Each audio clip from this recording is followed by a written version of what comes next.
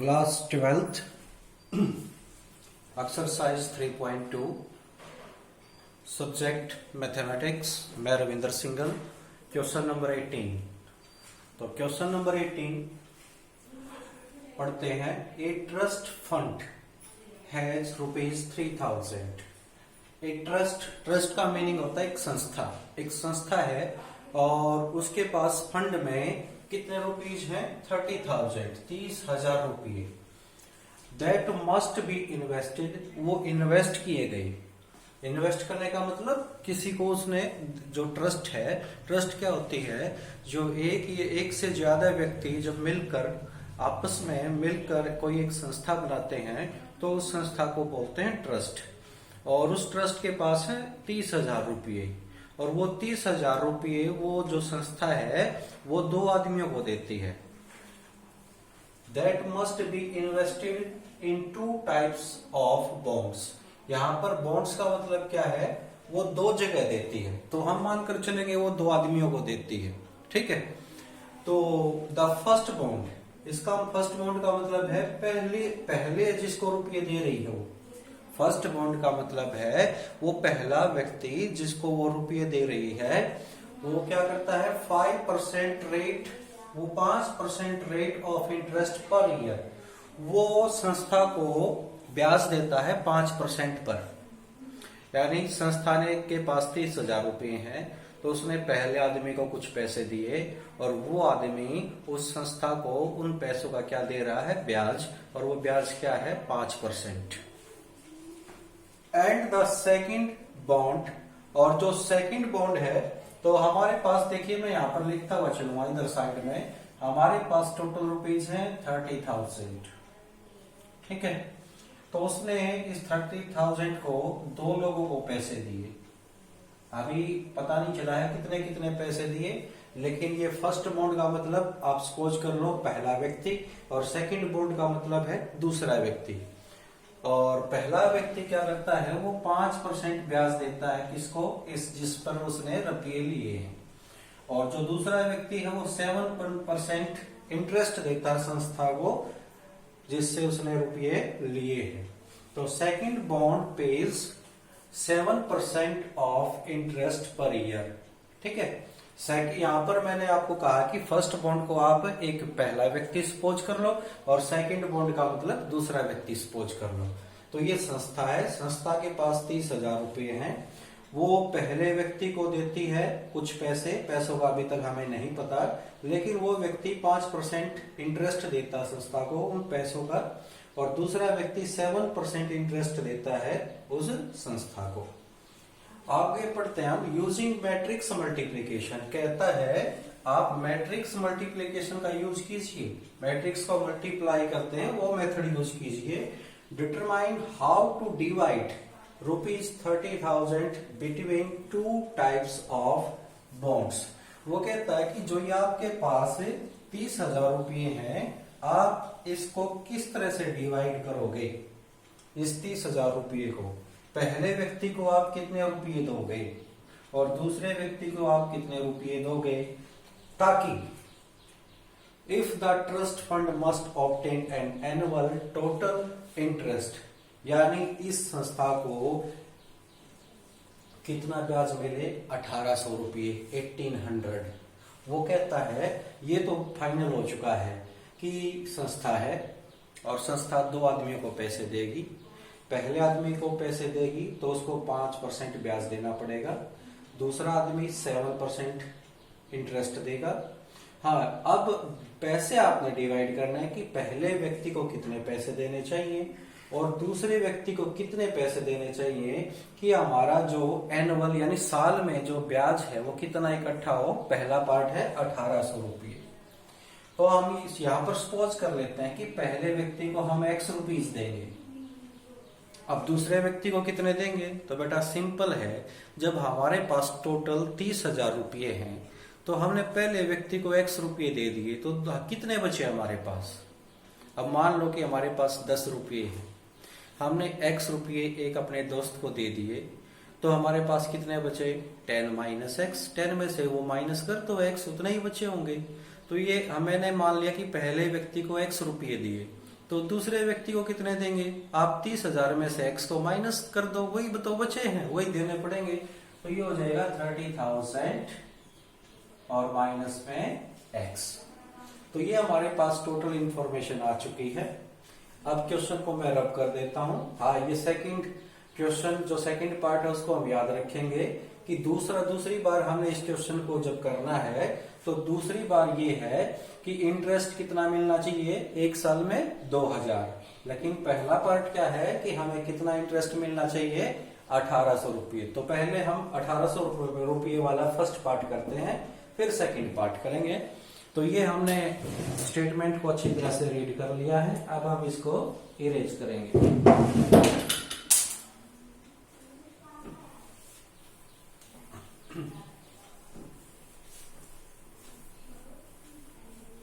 तो question number 18,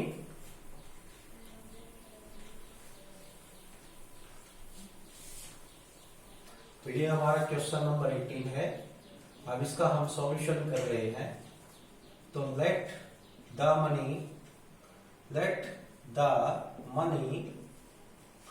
invested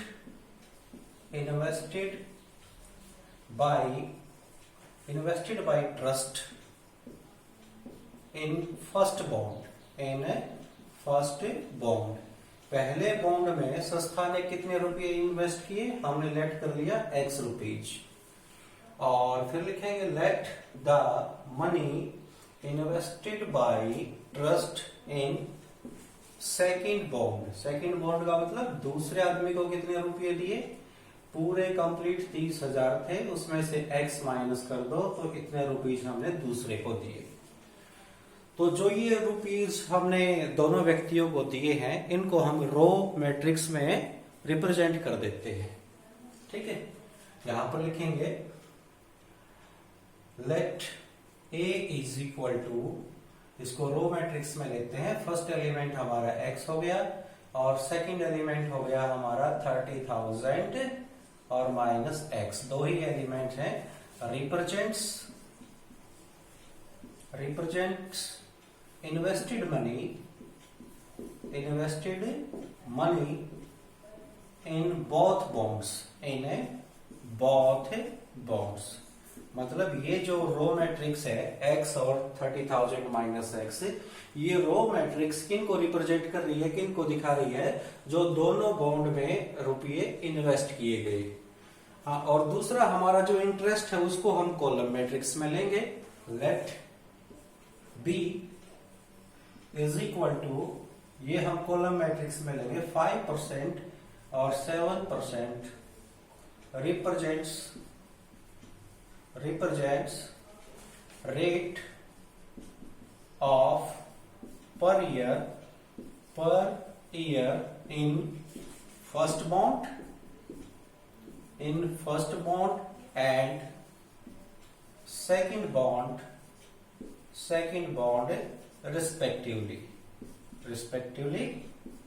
यानी ये वो रेट है जो जिस रेट पर पैसे लिए हैं x रुपये, तो किस रेट पर लिए हैं? 5% पर पहले व्यक्ति ने, और दूसरे व्यक्ति ने कितने रुपए लिए? 30,000 माइनस x, वो लिए 7% पर। तो हमने जो रुपये दिए हैं उनको तो a मैट्रिक्स में से रिप्रेजेंट कर दिया रो की फॉर्म में, और जिस इंटरेस्ट पर रुपये, जो इंटरेस्ट है उन रुपयों पर ईयर, उसको हमने कॉलम मैट्रिक्स में रिप्रेजेंट कर दिया। अब हम लिखेंगे अकॉर्डिंग टू द क्वेश्चन। तो अब हम a और b की मल्टीप्लाई करेंगे और वो कितनी आनी चाहिए? 1800। अब कहोगे सर ये मैट्रिक्स a है और ये मैट्रिक्स b है। ठीक है, आपने a b की मल्टीप्लाई कर दी, तो आप इज इक्वल टू 1800 क्यों लिख रहे हो? तो बेटा स्टेटमेंट पढ़िए, उसके लास्ट में क्या दे रखा है। वो कहता है कि जब हमारा इंटरेस्ट दोनों से 1,800 रुपये मिलता है, तो आप ये बताओ हमने पहले व्यक्ति को कितने रुपये दिए और दूसरे व्यक्ति को कितने रुपये दिए। तो हमें क्या निकालना है? एक तो x निकालना है और दूसरा 30,000 माइनस x निकालना है। तो मैंने जब a और b की मल्टीप्लाई की तो इसका मतलब है ये टोटल इंटरेस्ट आ गया, और टोटल इंटरेस्ट हमें पहले से ही पता है कि हमें पहली बार पहले साल में कितना इंटरेस्ट मिला? 1,800 रुपये। तो हम ये पता लगाएंगे कि हमने कितने रुपए पहले आदमी को दिए और कितने रुपए दूसरे को। तो मैं यहाँ पर ए मैट्रिक्स लिखता हूं। ए मैट्रिक्स है हमारी रो एक्स और 30,000 माइनस एक्स, और यहाँ पर बी मैट्रिक्स लिखता हूं। ये है हमारी 5% और ये 7%, और इक्वल में क्या है, इक्वल में है 1800। तो वीडियो को पॉज करके बेटा दोबारा से एक बार रीड कर लीजिए। अब मैं ऊपर वाले पार्ट को रब कर रहा हूं क्योंकि नीचे जगह नहीं बची है क्वेश्चन सोल्व करने की। तो देखिए फिर आगे हम किस तरह से सोल्व करते हैं।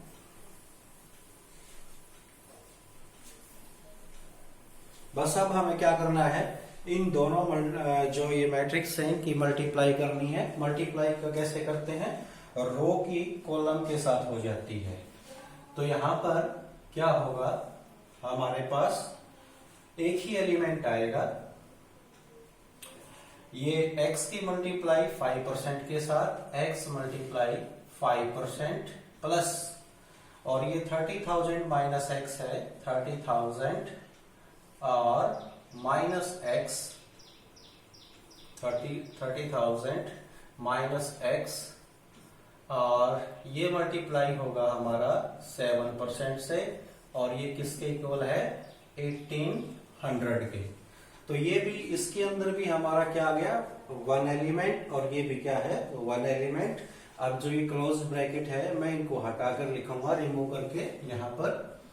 तो x और परसेंट का, भाई परसेंट का क्या लिखते हैं नीचे 100, और प्लस में 30,000 माइनस एक्स मल्टीप्लाई 7, और 7 के बाद जो परसेंट है उसका नीचे 100, और इज इक्वल टू 1800। यहां पर हम दोनों तरफ से 100 एलसीएम ले लेंगे। तो इधर क्या आएगा हमारा 5x, और इधर क्या आएगा हमारा 30,000 माइनस एक्स और मल्टीप्लाई 7, और इज इक्वल टू 1800। तो अब हम क्या करेंगे, पहले ऊपर न्यूमरेटर में 7 की मल्टीप्लाई कर लेते हैं अंदर। तो 7 की मल्टीप्लाई करने से क्या मिलेगा हमारे को 5x, 7 की मल्टीप्लाई 30,000 से तो 21,000, ये हो जाएगा हमारा 2,10,000, और फिर 7 की माइनस x के साथ माइनस 7x, और अपॉन में 100, और इज इक्वल टू 1800। अब हम क्या पहले और सोल्व कर लेते हैं। 5x और माइनस 7x दोनों लाइक टर्म है, तो क्या बचेगा माइनस 2x प्लस 2,10,000, और नीचे हमारा 100, और इज इक्वल टू 1800। अब 1800 के नीचे 1 लिखेंगे और हम क्रॉस मल्टीप्लाई कर देंगे। तो क्रॉस मल्टीप्लाई करने के बाद हमें क्या मिलेगा माइनस 2x और प्लस में 2,10,000, और 100 की हम 1800 के साथ करेंगे तो ये हो जाएगा हमारा 1,80,000। अब हम क्या करेंगे, जो ये 2,10,000 है इसको मैं राइट साइड में लेकर जाऊंगा। 1,80,000 माइनस 2,10,000, तो यहां पर माइनस 2x है, और ये देखिए ये 1,80,000 में से क्या माइनस कर रहे हैं हम 2,10,000। तो छोटे में से बड़ा माइनस है तो माइनस आएगा। तो कितने का डिफरेंस है इनमें, इनमें डिफरेंस हो गया हमारा 3,000 का। कितने का हो गया 3,000 का।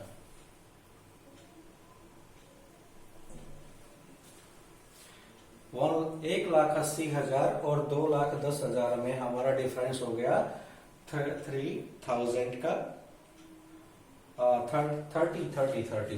30,000 का। अब माइनस से माइनस कैंसिल हो जाएगा। अब देखिए इधर x के साथ 2 मल्टीप्लाई है, तो इसको राइट साइड ले जाएंगे तो ये डिवाइड हो जाएगा। मैं इसको यहां पर लाइन लगाकर लिख रहा हूं 2x इज इक्वल टू 30,000। मैं गलती से इसको 3,000 समझ गया था, तो ये बेटा 30,000 बचा है। 1,80,000 में से 2,10,000 माइनस करेंगे तो 30,000 बचेंगे 30,000। तो अब 2 इधर मल्टीप्लाई में है तो इसको उधर ले जाएंगे तो ये किस में आएगा, डिवाइड में, और 2 1 जा 2, 2 5 जा 10 और 0 0 0।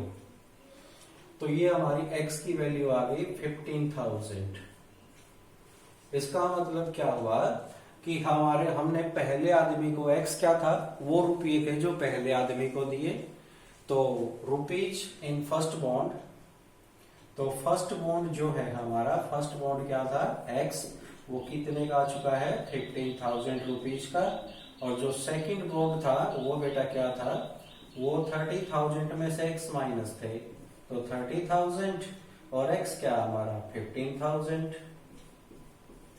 तो क्या आ गया 15,000।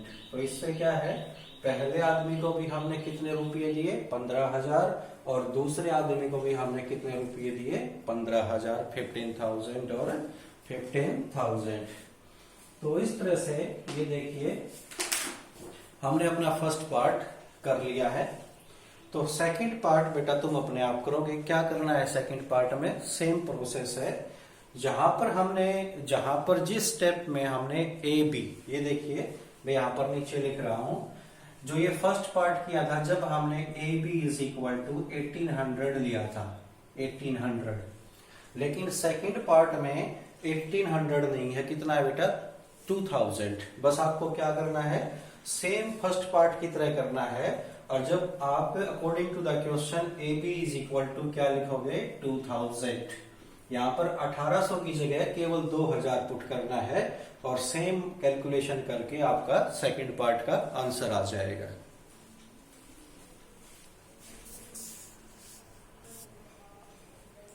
तो ये बेटा क्वेश्चन नंबर 20। तो क्वेश्चन नंबर 20, और इससे पहले जो मैंने क्वेश्चन करवाया था वो क्वेश्चन नंबर 19 था और मैं गलती से 18 लिख गया था उसको, तो कि उसको क्वेश्चन नंबर 19 मार्क कर लीजिए। तो क्वेश्चन नंबर 20 देखना। क्वेश्चन नंबर 20 है, the book shop of a particular school, कहता कि एक स्कूल के अंदर किताबों की दुकान है, हैज 10 डजन केमिस्ट्री। तो उसके पास, मैं यहाँ पर रफ में लिख रहा हूं, उसके पास जो केमिस्ट्री है, केमिस्ट्री की बुक्स कितनी है, केमिस्ट्री की बुक्स 10 डजन। तो मैं 10 को 12 से मल्टीप्लाई कर दूंगा तो कितनी बुक्स हो जाएंगी 120 बुक्स। ये केमिस्ट्री की बुक्स हैं। 8 डजन मैथमेटिक्स बुक, तो मैथमेटिक्स बुक, मैथ्स बुक्स कितनी है बेटा 8 डजन। तो मैं 8 को 12 से मल्टीप्लाई कर दूंगा तो कितनी बुक है 96। उसके बाद 10 डजन इकोनॉमिक बुक्स। तो इकोनॉमिक्स बुक्स, इकोनॉमिक, जो इकोनॉमिक की बुक्स हैं वो कितनी है बेटा, वो 10 डजन है। तो मैं 10 को फिर 12 से मल्टीप्लाई कर दूंगा तो ये कितनी बुक है 120। तो देखिए केमिस्ट्री की बुक कितनी है 120, मैथ की बुक है 96 और इकोनॉमिक की बुक है 120। आगे देखिए, Their selling prices are ₹80, ₹60 and ₹40 each respectively। यहाँ पर each respectively का मतलब क्या है कि मैथ की प्रत्येक बुक 80 रुपए की है, केमिस्ट्री की, क्योंकि केमिस्ट्री पहले आया है, और मैथ की प्रत्येक बुक 60 रुपए की है क्योंकि मैथ दूसरे नंबर पर लिखा है क्वेश्चन में, और इकोनॉमिक की प्रत्येक बुक 40 रुपए की है क्योंकि ये लास्ट में लिखा है। तो मैंने इसको डजन से क्वांटिटी में लिया है। मैं डजन को, मैंने जैसे 10 डजन था तो इसको 12 से मल्टीप्लाई करके क्वांटिटी बना ले। तो आपको सर जो डजन था डजन में ही रहने देते, दर्जन में ही रहने देते। आपने ऐसा क्यों किया, क्योंकि बेटा जो इसका रेट है वो एक बुक का दे रखा, प्रत्येक बुक का। तो केमिस्ट्री की प्रत्येक बुक का रेट है 80 रुपये, और जो हमारी मैथ की प्रत्येक बुक है वो 60 की है, और इकोनॉमिक की प्रत्येक बुक 40 की है। तो यहाँ पर रेट प्रत्येक बुक का है, यहाँ पर रेट दर्जन में नहीं दे रखा, नहीं तो मैं उसको डजन ही लिखता। तो हमारे पास रेट की और यहाँ पर आ गई है रेट यहाँ पर जो केमिस्ट्री की बुक है वो कितने रुपए की है 80 रुपीज की, और जो मैथ की बुक है वो 60 रुपीज की, और जो इकोनॉमिक की बुक है वो 40 रुपीज की है। तो हमने सारा का सारा डाटा अपना क्वेश्चन में से निकालकर यहाँ पर लिख लिया है। अब हम इस स्टेटमेंट को रब कर देते हैं, इसकी अब हमें जरूरत नहीं है। तो हमारे पास दो तरह का डाटा है, एक तो हमारे पास बुक्स की संख्या है, नंबर्स है, नंबर ऑफ बुक्स है, तो उसको तो हम रो मैट्रिक्स में लेंगे, और दूसरा हमारा रेट है, बुकों का रेट, उसको हम कॉलम मैट्रिक्स में लेंगे। तो देखिए सॉल्यूशन, लेट ए, यहां पर ए मैट्रिक्स हम रो में लेते हैं, 120 और 96 और 120, ये मैंने नंबर ऑफ बुक्स लिखे हैं। केमिस्ट्री की बुक्स कितनी है? 120, मैथ की बुक है 96 और इकोनॉमिक की बुक है 120। ये मैंने कैसे निकाली? जो डजन था ना उसको 12 से मल्टीप्लाई कर दिया। रिप्रेजेंट्स, यहां पर लिखेंगे represents the number of books of chemistry, maths and economic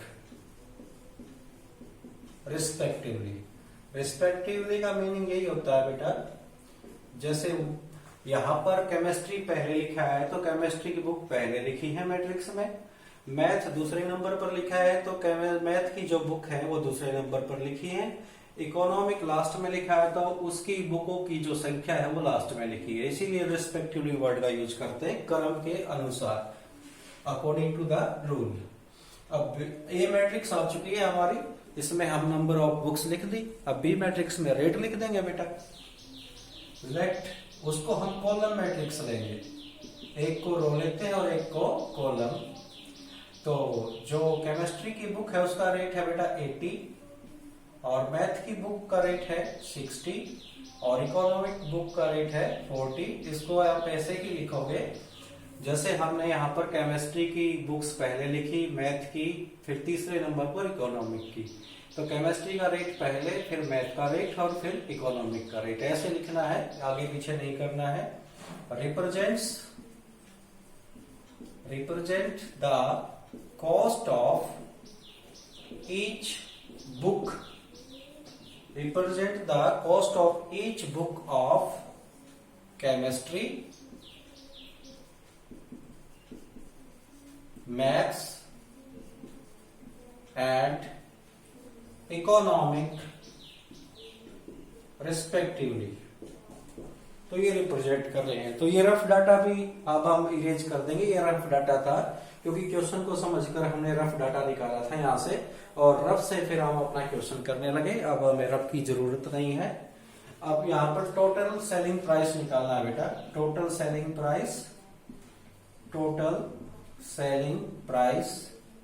तो टोटल सेलिंग प्राइस किससे आएगा? जब आप ए और बी की मल्टीप्लाई कर दोगे, तो दोनों मैट्रिक्स की मल्टीप्लाई कर दीजिए तो टोटल सेलिंग प्राइस आ जाएगा। तो ए मैट्रिक्स है हमारी रो मैट्रिक्स में 120, 96 और फिर 120, और बी मैट्रिक्स हमारी कॉलम मैट्रिक्स है, ये है 80 और फिर 60 और 40। तो अब हम रो की कॉलम के साथ मल्टीप्लाई कर देंगे तो क्या होगा? ये आएगा 120 की मल्टीप्लाई 80 के साथ, प्लस 96 की मल्टीप्लाई 60 के साथ, प्लस 120 की मल्टीप्लाई 40 के साथ। तो ये 0 0 12 8 जा 96, प्लस में 0 6 6 जा 36, 3 6 9 जा 54 और 3 57, प्लस 12 4 जा 48 and 2 0। Now add them, 0 0 0 0 0 6 0 तो 6, 8 और 7 15, 15 और 6 21, 2 2 और 4 6, 6 और 5 11, 11 और 9 20 रुपीज। तो उस दुकानदार ने टोटल कितने रुपए की किताब बेची? 20,160, 20,160 रुपए की उसने किताबें बेच दी। ये हमारा क्वेश्चन नंबर 20। Thank you.